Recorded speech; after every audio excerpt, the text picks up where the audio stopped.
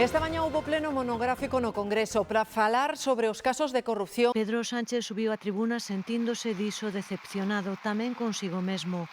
Valorou dimitir tras destaparse a implicación de Santos Cerdán. Me pareció hasta incluso la solución más sencilla. No voy a tirar la toalla y que vamos a continuar. Que desconocía las corruptelas en las que Ábalos y Cerdán pudieran estar inmersos. Anunciou un paquete de 15 medidas, entre elas a creación dunha axencia anticorrupción ou listas negras de empresas condenadas. Queremos contundencia contra a corrupción e queremos que cumpran con Galiza. Si esto se quedan 3 listos, usted se tiene que quedar.